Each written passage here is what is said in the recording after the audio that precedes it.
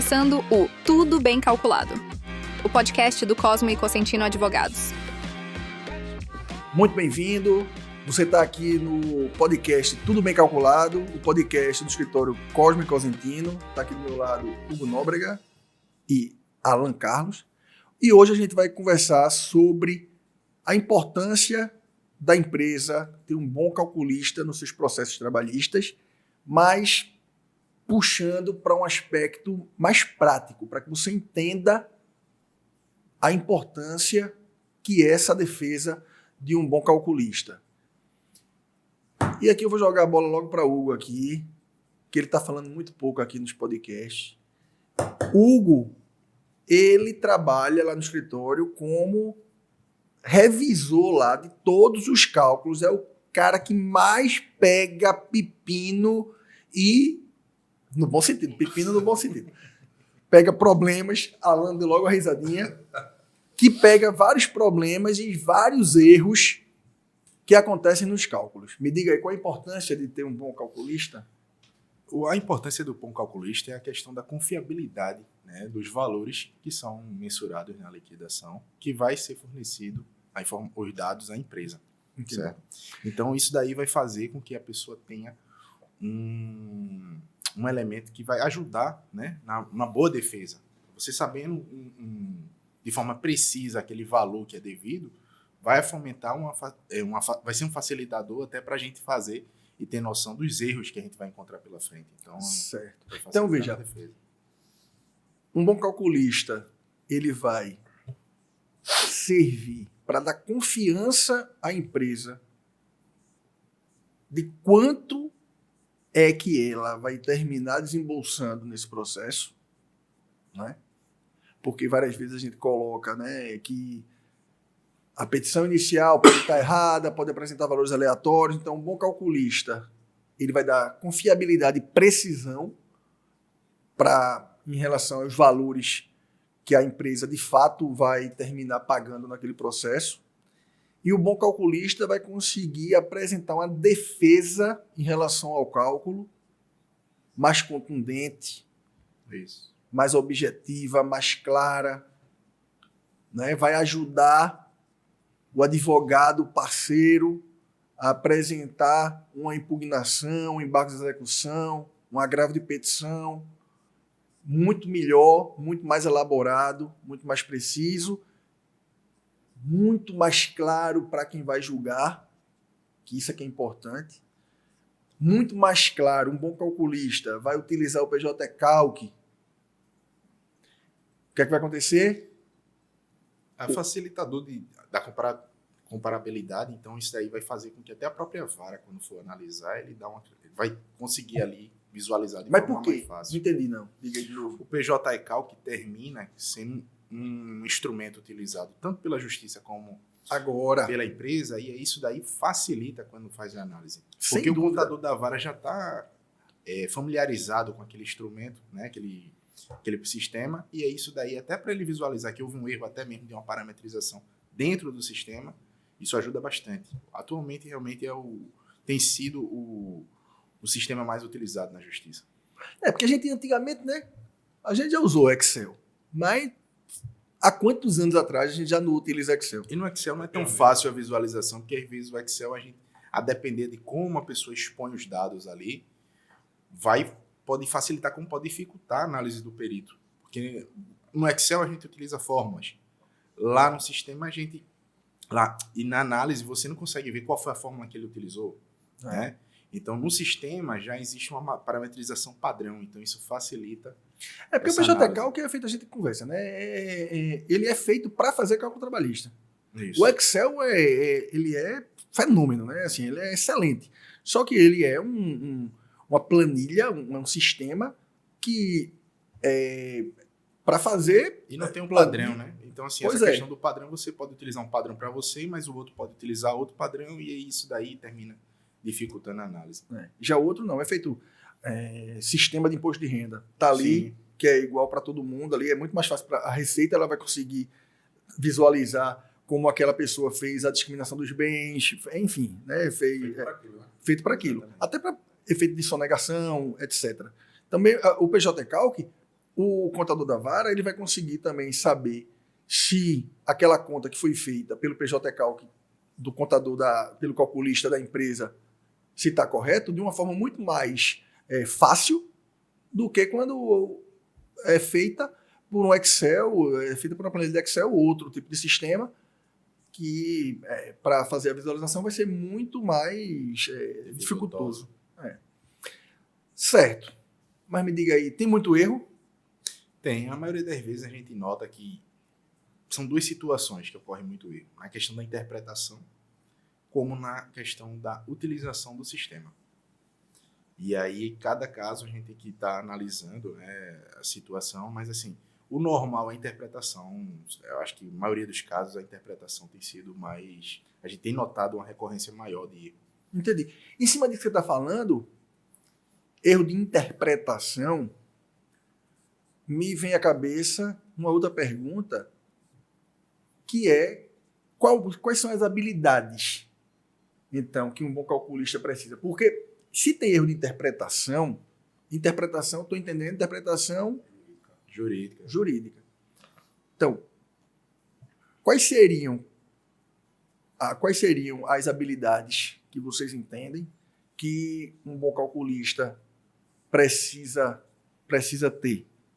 Eu entendo que seria a utilização, né, saber utilizar o sistema, né, tem uma facilidade aí de utilização do sistema, conhecimento jurídico, como conhecimento contábil também, para saber aí quais são os critérios a serem adotados. Apesar de que, muitas vezes, a gente tem a visão de que o contador tem que fazer um cálculo com uma determinada parametrização, porque o correto é aquela parametrização, por exemplo, divisor 220, quando, na realidade, a gente tem que ficar restrito ao que foi determinado no comando sentencial. O que o juiz determina, apesar de, às vezes, e muitas vezes, pode acontecer do juiz determinar um divisor que não deveria ter sido utilizado naquele momento.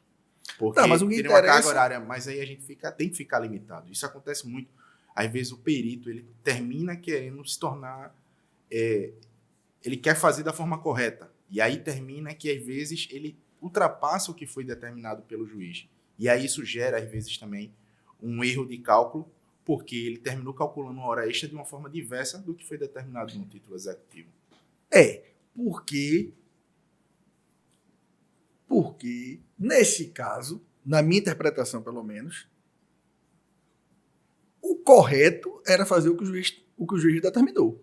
Porque, gostando ele ou não, o calculista ele tem que fazer o cálculo baseado no que foi decidido. E não do pensamento dele. Ainda que ele pode ter aprendido que o cálculo era para ser assim assado, mas se o juiz determinou de uma determinada forma, de uma forma diferente daquela que o calculista aprendeu, o juiz deu a razão dele ali.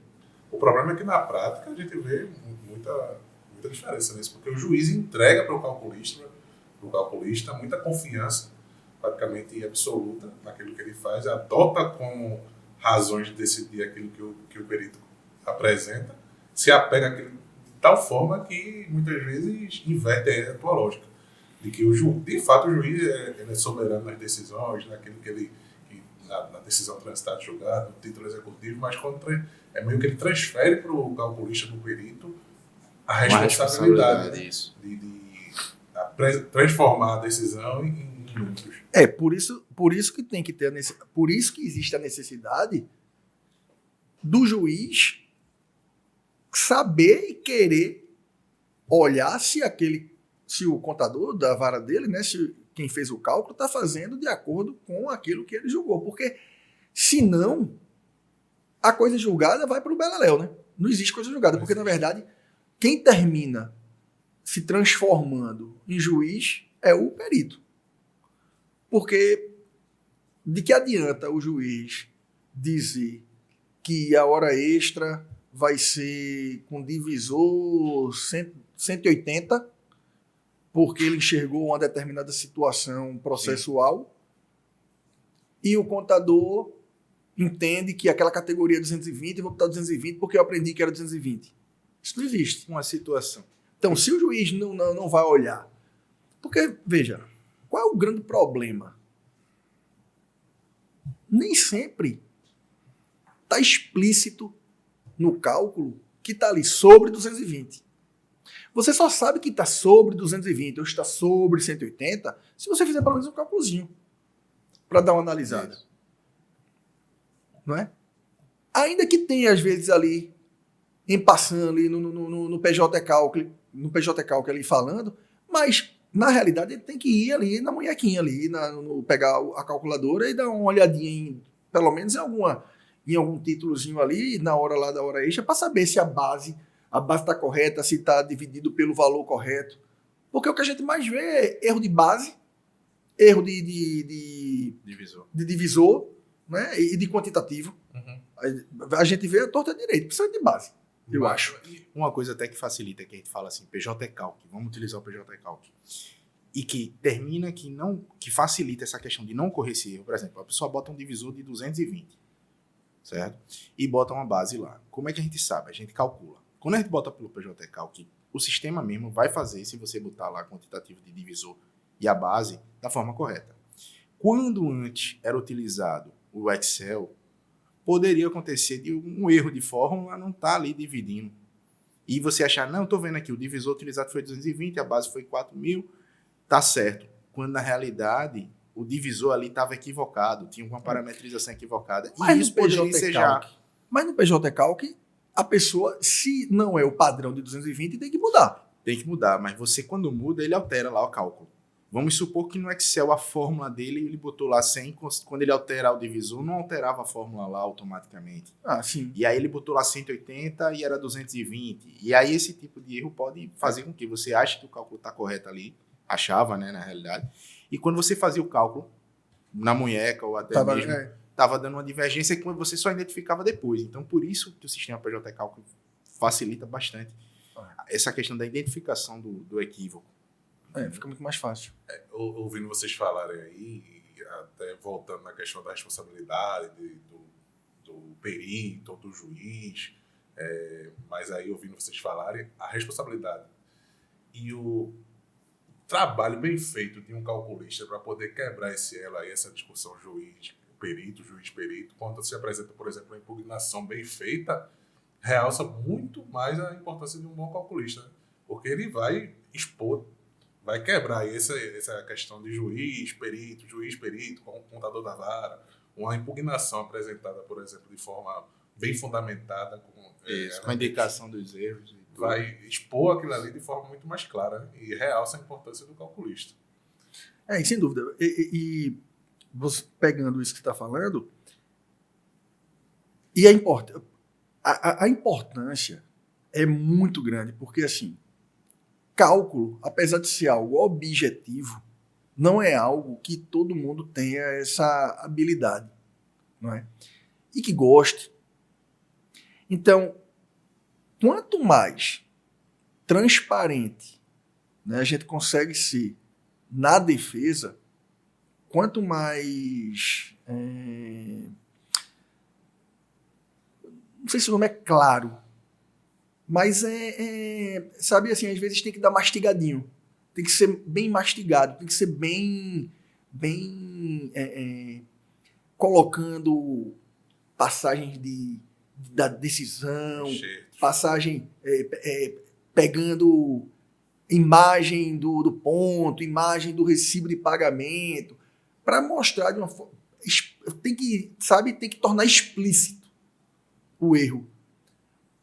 Porque muitas vezes, se você só alega sem dar essa informação de forma tão explícita, às vezes a pessoa fica na defensiva, o outro, quem fez a outra conta, como é algo objetivo, fica às vezes na defensiva e nem sempre quer acatar aquele erro. Então, são dois, assim, que eu entendo, são duas coisas que o bom calculista tem que se preocupar na hora que está fazendo a fundamentação lá sobre os cálculos. Uma muitas vezes, se perguntar assim, quem é que eu estou querendo atingir agora nessa explicação? É o calculista ou é o juiz? Porque tem diferença. Porque muitas vezes eu quero dizer, seu juiz, Pelo amor de Deus. Veja aqui, Vossa Excelência disse que são 20 horas extras. O contador está colocando... É como se fosse assim. Apesar de eu já ter dito, ele continua colocando uma hora extra que não é aqui, foi decidido, que Vossa Excelência entendeu como certa. Dessa maneira, a coisa julgada está indo por água abaixo, porque não está sendo o que Vossa Excelência decidiu, está sendo o que o perito está querendo colocar. Então, aqui eu tenho que direcionar, a minha defesa tem que ser quase um puxa-orelha do perito do juízo. Diz a ele que são 20 horas, que tem que colocar 20 horas, que ele está interpretando de uma forma errada aí e está colocando mais horas extras do que o que é devido. Né? Então, assim, muitas vezes a gente tem que se perguntar para quem eu quero direcionar a conta. Às vezes não, às vezes você nota que o perito esqueceu de pegar alguma base. Algum lapso, né? Algum lapso. Aqui a base não é que ele não está sabendo, não tá, aqui é diferente de uma interpretação jurídica, às vezes. Ou então acontece, quando se faz com Excel, o cara não arrastou tudo. Né? Tem aquele negócio de copiar a célula e arrastar, então ele não fez em algum momento ele deixa de usar o mesmo parâmetro que ele estava usando por um equívoco lá de utilização lá do Excel somente. Então, são coisas diferentes. Para quem a gente vai direcionar aquele erro? Eu estava ansioso por esse episódio para levantar a seguinte questão. Quais os erros, os maiores erros, digamos assim, se é de interpretação, se é de execução, se é de desempenho no sistema. Eu acho que a gente vê muito isso no dia a dia e vale a pena trocar essa ideia sobre onde é que ocorrem mais esses erros. Eu acho que fica essa indagação. Eu entendo que o maior erro é o erro de interpretação. Eu acho que acho que até mais do que o erro de sistema. Então, porque, infelizmente, ou você tem, né, na maioria das vezes, um contador, né, fazendo, que não tem expertise na questão jurídica. E aí isso influencia na questão da interpretação. Porque muitas vezes um processo, quando é julgado, o juiz mesmo, quando vai julgar, ele às vezes termina passando alguma situação em que ele não discrimina, né, de forma específica determinados critérios de apuração. E aí isso daí dá uma margem para os calculistas que vão atuar no processo na questão da elaboração do cálculo, você ter algumas vertentes aí para poder fazer o cálculo. Então isso daí vai fazer com que tenha divergências, às vezes, de forma tipo, ele não pode dizer que um cálculo está certo ou está errado, já que é uma questão da interpretativa, entendeu? De um critério utilizado. Mas em cima disso que você está falando, para você ver que a elaboração de um cálculo, ele passa por várias etapas. Uhum. Porque há quem acha que fazer o cálculo, até porque matemática é muito simples, mas a verdade é que para se fazer um bom cálculo, a gente tem que passar por algumas etapas. Primeira etapa, né, e isso a gente faz lá no escritório, é de interpretação, de análise das decisões, análise do que está sendo posto, ou seja, de uma petição inicial, o que está sendo posto na petição inicial, né, que a gente já falou que várias vezes a petição inicial está calculada de forma errada. Então, a gente primeiro faz a interpretação e consegue fazer o que a gente chama de análise prévia, parametrizando previamente, através de uma interpretação jurídica matemática, né, do que está sendo ali dito nas decisões. Depois, vai para a questão da realização, utilizando aqueles parâmetros do sistema PJ Calc, utilizando o PJ Calc para chegar numa conta. Depois disso, um processo de revisão, se aquela conta realmente está batendo com a minha parametrização. E depois meu cálculo está correto. Depois de uma elaboração, de uma petição, de uma forma explícita, clara mostrando os erros que foram realizados. Então, todo o cálculo trabalhista, ele passa por essas etapas que são necessárias. Então, quando você fala que a interpretação, ela termina sendo o motivo que mais se verifica de erro, é exatamente porque não se faz essa primeira análise de forma minuciosa. Sim. Tem gente que quer partir para fazer o cálculo de vez, entendeu? Sem primeiro Ter essa análise detida. ter análise. E assim, sendo bem, a gente faz isso lá, mas não é só a gente. Eu sei de outros peritos que também têm criteriosos. São Cuidado. criteriosos, esse cuidado e que contratam. Tem perito que contrata gente da área jurídica só para fazer interpretação de sentença. Entendeu? Então, assim, a especificidade do cálculo trabalhista faz com que todas essas etapas elas sejam imprescindíveis para que se tenha uma boa conta feita, uma boa defesa feita. Essa é a verdade. Fazer cálculo de qualquer forma, aí qualquer pessoa vai fazer. Isso. Agora, fazer com excelência tem que se passar por essas etapas, todas essas etapas, para que se tenha o cálculo de excelência. Você está ouvindo o Tudo Bem Calculado, o podcast do Cosmo e Cosentino Advogados. E aí, tá curtindo o nosso podcast? Nós contribuímos para você que é gestor de processo trabalhista, advogado trabalhista, calculista e também quem é interessado em cálculos trabalhistas a fazer a gestão de 100% dos valores dos seus processos trabalhistas. Então acesse aqui o descritivo para que a gente possa conhecer mais o que é que você precisa e o que é que a gente pode contribuir para solucionar de vez a gestão do teu passivo trabalhista. Sem Eu dúvida. acho que é isso que termina trazendo o diferencial, né, do escritório em relação à questão da multidisciplinariedade da equipe. Porque aí a gente consegue ter todos as expertise nas áreas, né, que facilita a gente dar uma precisão, né, um cálculo bem fiel ao que foi determinado no título executivo.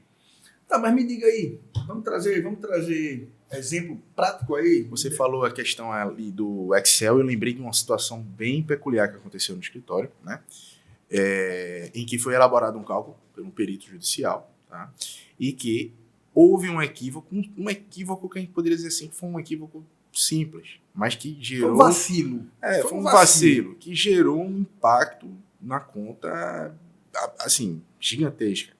Tinha sido uma apuração, né, realizada por meio do Excel, em que o perito, ele quando fez a apuração, ele esqueceu de considerar, na realidade ele não esqueceu, possivelmente ele quando foi puxar lá a informação no Excel, ele quando foi copiar as células, ele não copiou a célula do intervalo.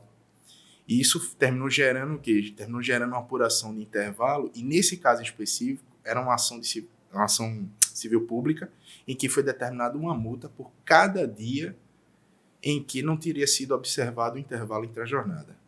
E isso daí gerou o quê? Gerou uma apuração de mais de 20 milhões, em que, após a verificação do nosso escritório em relação ao erro, esse valor foi reduzido aí para menos de 2 milhões de reais. Então, assim, a gente tem uma diferença de 18 milhões de reais em decorrência de um simples detalhe em que o perito, quando foi fazer no Excel, ele terminou que não observou. Mas aí, ele, analisando a nossa impugnação, que a gente fez de forma bem detalhada, ele reconheceu o equívoco, corrigiu, e aí gerou essa discrepância entre os valores que foram apurados inicialmente dos cálculos de Porque, liquidação. veja, vamos imaginar aqui, a gente está falando de uma ação civil pública.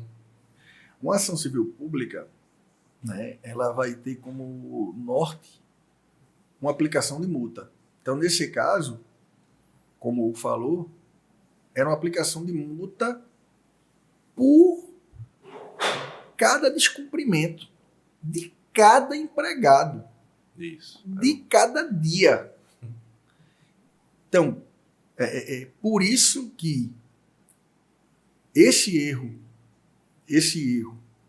né, de não colocar a hora do intervalo, imagina você replicar, né, imagina uma indústria ou uma empresa de telefonia, né, que tem vários e vários empregados, você replicar um erro de uma ação civil pública em todos os dias de todos os empregados. Então, por isso é que a multa terminou gerando uma multa estratosférica de 20 milhões naquele cálculo e que terminou tendo a diminuição de 18 milhões só por conta de um equívoco. E ainda bem que, nesse caso, né, o contador ele foi sensato e verificou que realmente ele tinha se equivocado e fez e concordou com o cálculo que tinha sido feito, né? Isso aí é que terminou sendo extremamente importante. E é interessante que não foi um erro nesse caso de interpretação, foi um erro de execução. execução. Né, utilização. E aí o errinho besta, o famoso errinho besta que fez isso, Exatamente. quase faz esse estrago todo, né? Um outro exemplo que eu tenho, que eu tô lembrado aqui mais fresquinho na cabeça, foi um caso agora recente que eu peguei, em que tinha sido designado uma jornada arbitrada. Aí foi um erro de interpretação. Né? Como é que foi? Ele arbitrou o juiz uma jornada de segunda a sexta e considerou que a cada 15 dias teria um labor extraordinário no plantão extra lá de 3 dias. Então, a cada 15 dias, 3 dias, ele faria um horário lá de forma diferente, certo? Um plantão extra. E aí, quando foi realizada a apuração, o perito não observou que seria só apenas a cada 15 dias.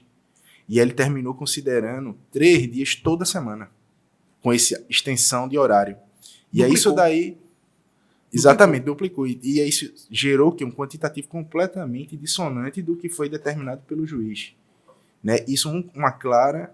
Eu poderia dizer, pode ser um erro de execução, mas assim, eu acredito que na realidade foi uma interpretação equivocada do perito em relação a isso. Exatamente. Aconteceu um lapso e aí esse lapso gerou uma discrepância muito grande, porque já que a gente está lidando com hora extra eu acho que é uma das verbas que mais geram impacto na liquidação. Então, existe um erro que eu verifico muito, né, que é aquela que tem perito que insiste em colocar 8...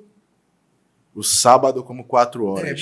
Bota 8 horas de segunda a sexta e bota sábado 4 horas para fazer 44 semanais, como se esse fosse o correto. É porque eu acho que esse erro é muito comum e aí decorre do fato da utilização anterior em Excel, né? Os peritos sempre utilizaram muito Excel. Sem dúvida.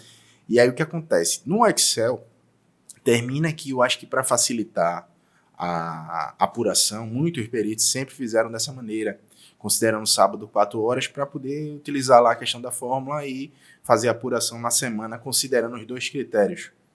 Só que o próprio sistema PJ Calc ele já é utilizado de uma forma que, se numa semana o critério mais vantajoso for de 8 horas, ele vai considerar 8 horas, e se for 44, ele considera 44.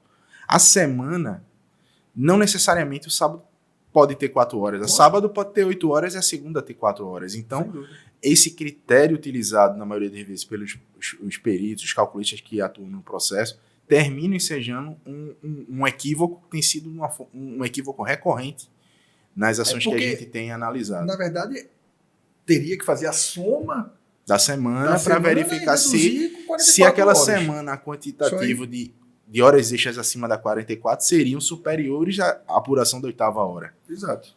Vocês veem também erro também estou pensando aqui, de desatualização, defasagem do profissional. Eu estou pensando aqui da questão de correção monetária, por exemplo, que é uma coisa que muda muito, sempre tem uma decisão, não sei de onde, lá do STF, de Brasília, daqui. Existe também esse tipo de... Não é erro de interpretação, muitas vezes, Não é erro de execução, mas é um erro que simplesmente o profissional não se atende. Às vezes acontece do perito, ele, até mesmo um erro que acontece, é o perito não atualizar o sistema. Sim. O sistema PJ Cálculo você tem que atualizar mensalmente. Sim. E aí, às vezes, o perito termina que não observa essa atualização de forma mensal. Certo, mas ele sabe, acontece dele não saber qual índice vai ser utilizado, deve ser utilizado. Acontece. Aconteceu Porque, muito. Veja, isso que a Alan está falando é bem importante, porque a questão você fala assim, de desatualização, na verdade, é uma desatualização, mas é uma, como é que eu diria? O advogado, ele tem que ficar sabendo Sim. as decisões que aconteceram.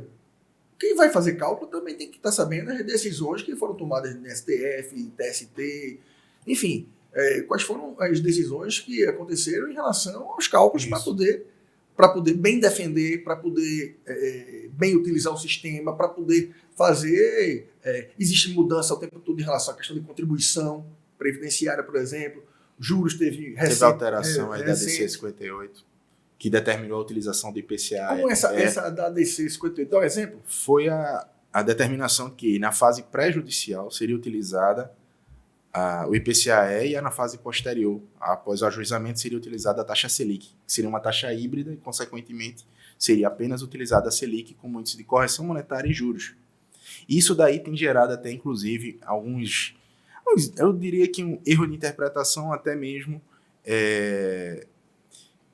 erro de execução, porque o perito, muitas vezes, ele confunde a questão da taxa Selic e coloca ela no campo de correção monetária. Uhum.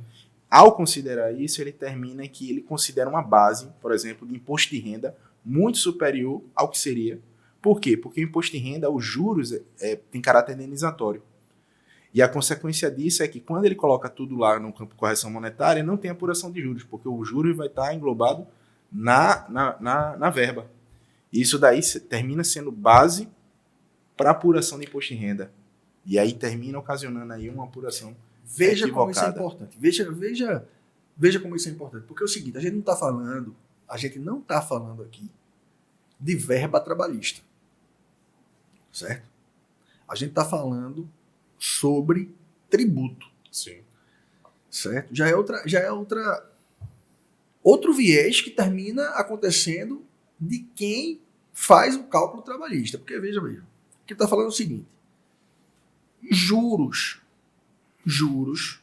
não é base para imposto. Certo? Para imposto de renda. Então, um calculista, quando vai fazer lá, atualmente, a questão da atualização e juros, por força da decisão do STF, utiliza a Selic.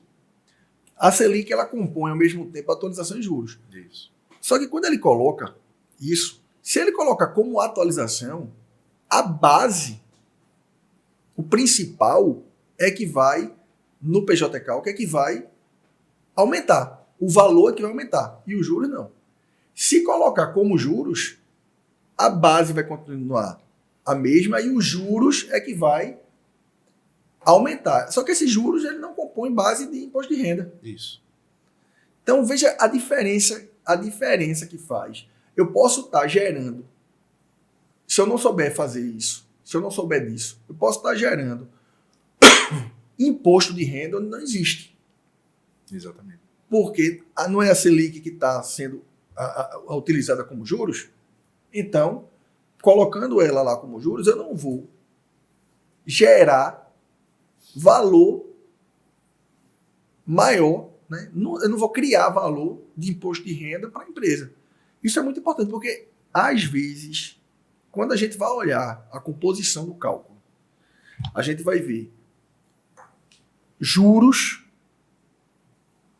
contribuição previdenciária, social e imposto de renda em percentuais altíssimos em relação, proporcionalmente, ao que vai se pagar realmente de crédito trabalhista para o empregado. Isso é muito importante de ser analisado. É um erro de execução, um erro de interpretação. Outra coisa, e quando o calculista, o perito, o contador da vara não... A gente falou até então, até esse exemplo que o Hugo citou, dessa cifra milionária, que ele admitiu, né, ele reconheceu que estava errado, que fez um equívoco, mas eu fico pensando, quando ele não admite, não reconhece, aí a confusão é bem maior, né? O que dificulta, né? Porque aí termina que a gente termina tendo que agravar para o tribunal, e aí existem algumas situações em que é necessário a gente tentar despachar lá com o desembargador para tentar dar uma esclarecida, até mesmo ter um acesso, aí muitas vezes ele não tem a expertise e ele diz, não, conversa aqui com o meu contador aqui da vara para a gente poder ter faz uma reunião e aí explica mais ou menos a situação, para ele ter subsídio até na tomada de decisão dele. Porque como é uma situação que envolve cálculo, muitas vezes o próprio magistrado ele não tem conhecimento específico em relação a isso. Mas me diz outra, eu queria entrar no exemplo aí, tem algum exemplo, me dá um exemplo de base de cálculo. Tem uma situação, por exemplo, que é recorrente. A gente tem uma empresa no escritório que ela tem uma norma coletiva de trabalho em que existe a determinação da exclusão de uma determinada verba que é paga de forma habitual, que é a produtividade. Existe um pagamento de produtividade mensal, mas que deve ser deduzido. Isso. Que não deve ser considerada na base de cálculo da hora extra. Ele está lá expresso uma previsão normativa e que muitas vezes, quando o calculista vai fazer, até mesmo o juiz determinando, os calculistas terminam por não observar que aquela verba ali de produtividade ela não vai incidir na base de cálculo de hora extra. Agora, por quê? Porque a produtividade paga, nesse caso em específico, existe uma fórmula de cálculo lá que a hora extra é deduzida da base da produtividade. É como se fosse, assim, ele paga um pagamento de diferença sobre um valor de hora extra. É uma situação muito peculiar. E aí seria bis in idem, nesse caso. Entendi. Agora, o que é interessante aí, veja... Que é pagamento em duplicidade. Veja aqui também. O calculista, ele não pode se ater somente ao conhecimento prévio, digamos assim, dele. Uma das primeiras coisas que você falou agora, explicando sobre esse caso, foi norma coletiva de trabalho. Isso. A importância, na hora que está fazendo essa análise que a gente fala interpretativa, de se debruçar também sobre questões de normas coletivas, ou de acordos coletivos, ou de convenção coletiva. Saber algumas especificidades de cada ramo. Porque quando você vai fazer um cálculo para a indústria, é diferente de fazer um cálculo para o comércio, que é diferente de fazer um cálculo para a área de segurança, que é diferente de fazer para bancário. Enfim, cada área vai ter normas coletivas, né, convenções coletivas específicas e pode trazer alguns elementos que vão ser de utilização obrigatória para quem está fazendo o cálculo. Que muitas vezes está lá explícito na sentença, né? Às vezes a discussão também sobre isso, se aquela norma coletiva vai ser ou não utilizada, ou às muitas vezes está lá explicitamente. E às vezes tem até uma omissão, mas aí nesse caso de omissão você tem lá a norma que não foi contravertida pelas partes.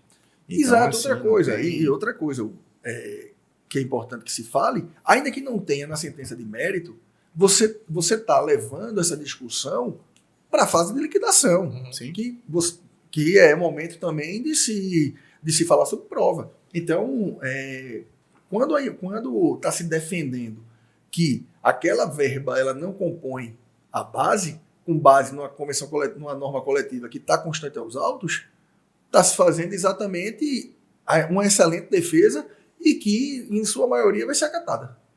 Isso. Mas me diga mais, vai me dando mais... Outro exemplo, eu até ia falar, determinação de diferença salarial, em que o juiz determina que um mensalista, uma diferença salarial de um mensalista, seja repercutida num repouso semanal remunerado. Aí é uma questão de interpretação e aí existe uma divergência bem razoável na justiça. Por quê? O mensalista, o RCR dele, o repouso semanal remunerado, já vai estar né, aglutinado numa verba remuneratória que ele recebe mensalmente. É. Então, essa diferença salarial calculada, ela já embute o valor do repouso semanal remunerado. E aí, muitas vezes, termina havendo uma apuração e duplicidade desse descanso semanal remunerado pelo calculista, e que aí existe uma discussão muito grande na justiça, e às vezes o juiz entende, e aí vem para aquela fato que a gente estava conversando inicialmente, de que o que vale para o calculista é o que está escrito no título executivo. Isso. E aí, se o juiz determinou, ele vai ter que ficar distrito ali, e aí cabe ao juiz interpretar ou não essa questão da se há verba ou não, para não evitar um eventual enriquecimento ilícito, né, do exequente. Sem dúvida. Tem uma questão, eu vou voltar ali para a questão da contribuição também, que é corriqueira, que é a depender do segmento da empresa, né? Do segmento da empresa, a contribuição social vai ser diferente, né? Vai ser sobre a bem receita diferente. bruta. E aí existe muitos juízes que entendem que... E aí é outra discussão, né, que existe de jurisprudencial, no sentido de que tem uma corrente que entende que causas trabalhistas não estariam submetidas ao regime especial de tributação em relação a essa questão da desoneração do INSS, das empresas optantes. Por exemplo, a empresa agroindustrial, empresas das indústrias. E não, que seria... mas assim, a sentença não falando nada, o lógico é que a empresa ela siga o regime que ela adotou junto à Previdência. Até porque então, não tem lógica. A empresa ela paga mensalmente ali os tributos de conformidade com o regime de tributação dela. E chega na Justiça do Trabalho, não tem lógica alguma ela mudar o regime. Só vai atrapalhar. Ele nunca sempre paga sobre a folha. E ele agora vai passar a pagar sobre o... não tem. E só sobre aquele cálculo. Aquela verba ali. Não tem aquela verba, não tem lógica. E eu lembro, assim, você falou de agroindústria, exatamente, eu lembro muito que eu fiz muito cálculo para a agroindústria e que a redução era praxe os contadores colocarem o valor normal, porque termina meio que sendo de praxe colocar sempre lá contribuição da empresa, contribuição do empregado. Já está lá no modelo da pessoa, por exemplo, já está. Isso. Então, cabe às partes aí suscitar. Perceber. O calculista ele tem que saber, tem que estar ali. A empresa tem que informar, lógico, mas o calculista tem que estar preocupado com esse tipo de informação, porque gera uma diferença muito. Aí nesse caso, é devido nada. Isso. Porque se paga pela folha de. A empresa, ela paga pelo faturamento dela. Ela não paga em relação à folha de pagamento. Então, a forma de incidir a contribuição é diferente. Isso. Então, não tem para que... E gera uma economia gritante, assim, é um valor gritante, porque a contribuição patronal hoje na Justiça do Trabalho é um valor que tem um valor bem representativo em relação ao valor que é apurado. Eu lembro que eu vi um dia desses também, um cálculo, que o cara insistia, eu lembrei desse negócio do que a gente falou do sábado, mas também já vi querer colocar 7 horas e 20 minutos por dia, 7 horas e 20 minutos por dia, gerando hora extra diária, porque queria colocar... 44 semanal. 44 horas ele considera cedo, sábado ele bota 7 horas e 20. O que também está errado, porque não existe previsão na Constituição em relação a isso. A hora extra é devida a excedente a 8ª e 44ª. E aí é mais um caso de erro que a gente verifica que dá uma diferença significativa. Apesar de que pode haver uma apuração de 7 horas e 20, desde que o juiz determine na decisão. Sim. Pode até a ser gente fica limitado ao que o juiz está determinando. Até porque podia estar lá sendo dito que a hora extra era acima da 7ª hora e 20 minutos, né? Enfim, que maior do que isso já seria hora extra. E eu já vi também alguns casos de erro que aí, às vezes, eu acredito que passou despercebido pelo contador. mas do juiz, por exemplo, o empregado trabalhou 5 anos. Acontece às vezes com essas questões de adicional de salubridade. E a pessoa passou somente um determinado período numa situação de insalubridade, né? de ambiente insalubre. E às vezes o perito não observa isso e termina colocando durante o período todo, e às vezes o juiz só tinha dito que era no tempo que ele trabalhava como X, né? E o cara passou para uma outra situação. São situações também que a gente observa bastante. Acontece também, você falou agora de erro em relação a período. Eu lembrei uma situação, por exemplo, de um cálculo que a gente fez recente, em que o trabalhador teve 2 períodos de contrato de trabalho junto com a mesma empresa, certo?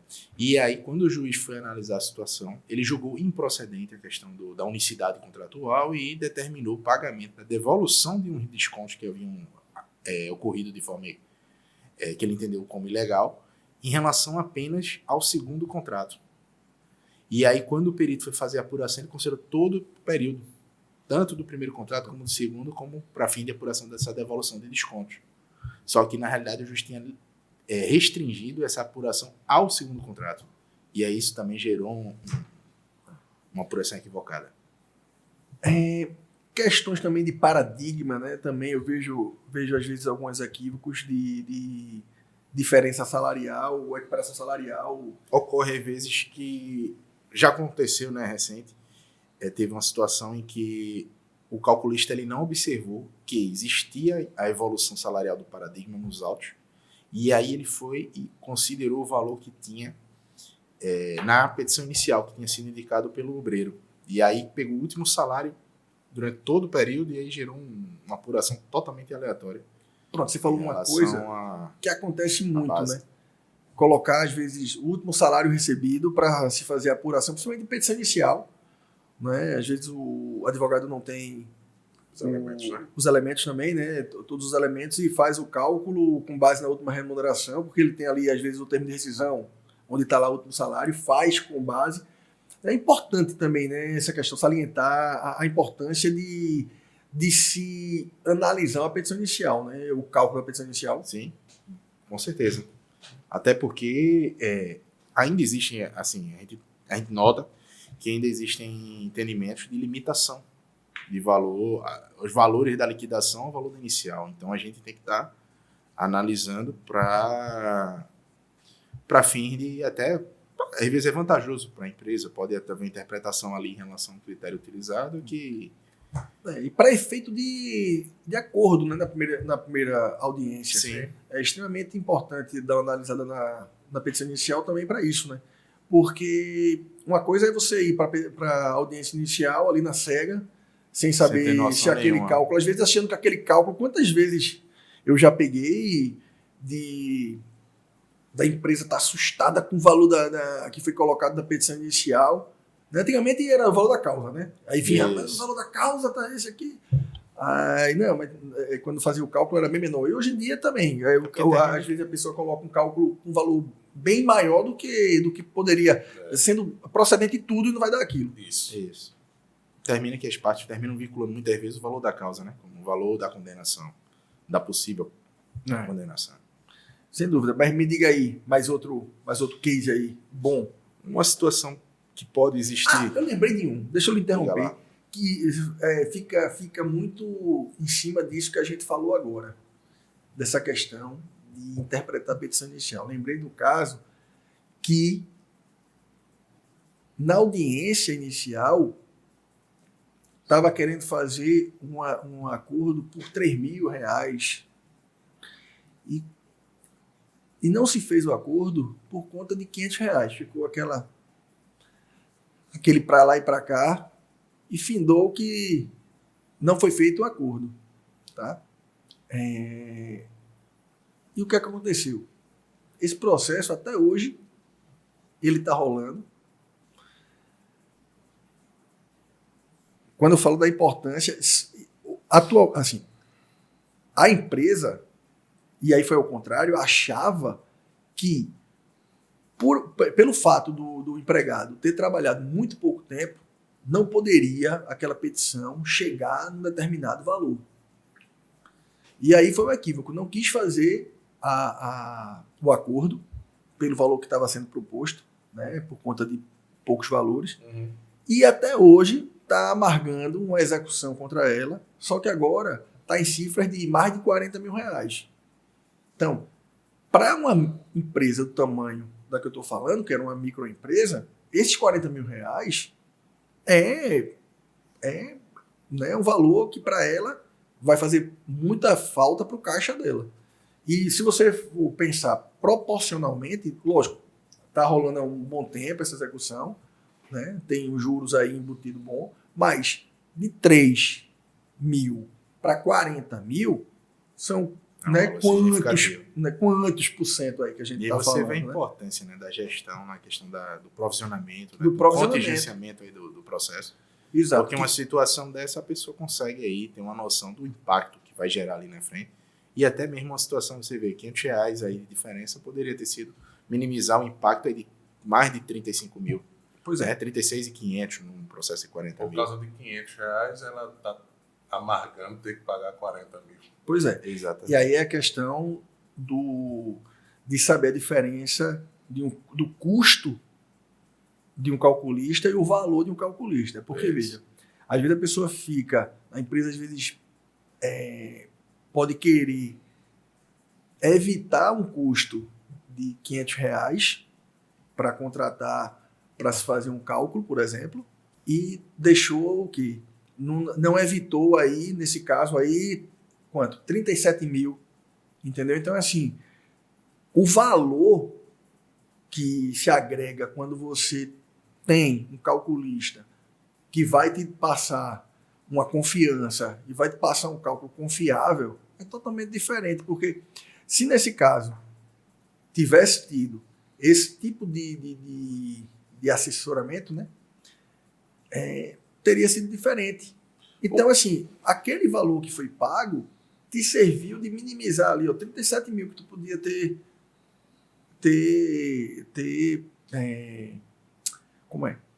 economizado. Exato. Economizado. Aí não. E o inverso também é verdadeiro, porque é o seguinte, enquanto advogado, eu já tive casos em audiência que eu briguei com o juiz, com a juíza lá, justamente em relação a cálculo. Eu tinha um cálculo, eu estava munido de um bom cálculo, que eu confiava plenamente naquele cálculo, né, da liquidação, e havia ali uma atmosfera em que a juíza estava tentando negociar um acordo, mas com parâmetros aleatórios. Ela estava considerando tempo de contrato, estava considerando a base salarial e tentando ali negociar um acordo com critérios totalmente aleatórios, mas eu estava munido de um bom cálculo. Então, ali a gente bateu o pé, não fez aquele acordo ali, no que ela achava que seria razoável, né? Porque eu tinha ali uma confiança plena naquilo que eu estava apresentando. Você estava com o cálculo da gente, você estava com os cálculos, né? Deixa de arrodeio, né? Eu estava com os cálculos do escritório e estava confiando Não faça acordo. Eu sabia que o cálculo estava correto. Com base naquele cálculo ali, eu não fiz acordo de jeito nenhum com critérios aleatórios, porque eu tinha um parâmetro que eu confiava plenamente, que era o nosso cálculo. Isso é importante para a questão de acordo. Agora me diga aí, me dê mais uns exemplos aí. Vai me dando uns exemplos. A gente tem um erro aí que é muito recorrente, que aí a gente vai para aquela situação que a gente deve ficar adstrito ao que o juiz determinou na sentença, na determinação judicial, que repercussão do FGTS nos demais reflexos. Isso é muito comum na justiça. O juiz não determina e o perito termina fazendo a apuração do FGTS sobre os reflexos de 13º, sobre horas extras e demais reflexos, alegando que seria implícito, não necessitaria haver previsão no comando sentencial, quando na realidade a gente tem que ficar adstrito ao que ficou determinado pelo juiz. Perfeito. E aí isso daí termina sendo uma situação de recorrência aí na justiça, é um erro muito comum. A gente tem um erro que aí é um detalhe que aí termina passando despercebido. Eu acho que aí é uma situação de lapso realmente dos calculistas. A questão de custas processuais, que muitas vezes há o pagamento no decorrer do processo e quando chega lá na fase de liquidação não é observado essa dedução e termina muitas vezes de que se a empresa não se ater, não observar essa questão, ele termina pagando em duplicidade o valor das custas, entendeu? Outra situação muito recorrente, a empresa faz vários depósitos no processo, o juiz libera vários alvarás e quando é feito o cálculo de atualização não é observado aqueles alvarás que foram liberados ali. A gente pensa que é uma coisa tão assim simples, uma coisa que todo mundo vai perceber e muitas vezes acontece de passar despercebido um alvará. E um alvará ali gera toda a diferença no valor da liquidação. Importante, e até por conta dos juros, né? Quando Exatamente. você faz a dedução, menos juros que vai ser calculado. Exatamente. Diga o outro. E uma coisa, e aí não é erro, é uma situação nova que aconteceu com o sistema e que as empresas passaram a precisar adotar desde o ano passado, a questão da informação do E-Social, e que o próprio sistema do PJ Cálculo fornecido pela Justiça, ele já fornece, né, já produz os dados necessários para ajudar aí na elaboração, né, na alimentação da informação. Isso aí foi engraçado porque eu lembro várias e várias pessoas me por conta disso, do E-Social. Isso. Porque como tinha sido uma decisão, né, uma decisão não, mas assim, uma inovação, né, da necessidade da empresa ter que fornecer alguns elementos, alguns dados, né, no E-Social, decorrente de processo trabalhista. Então, eu lembro que foi enxurrada de pergunta sobre isso e querendo exatamente que fosse feito essa parametrização, né, para eles poderem alimentar o sistema do E-Social. E aí foi bom porque o que eu achei mais interessante, e aí um acerto do governo, foi nesse sentido, né, ao mesmo tempo que teve isso, o PJ Calc acompanhou, e aí a gente volta para a questão da importância, né, do PJ Calc, porque até isso termina sendo proveitoso, né? A empresa ela pode pegar esses dados que é fornecido pelo PJ Calc e fazer a alimentação do sistema lá do E-Social, né, e cumprir lá essa obrigação que ela tem para fazer. Pois tá. Com isso, nós encerramos o nosso podcast, Tudo Bem Calculado, e seguimos aí. Espero que você tenha gostado e vamos pro próximo. E você acaba de ouvir o Tudo Bem Calculado, o podcast do Cosmo e Cosentino Advogados.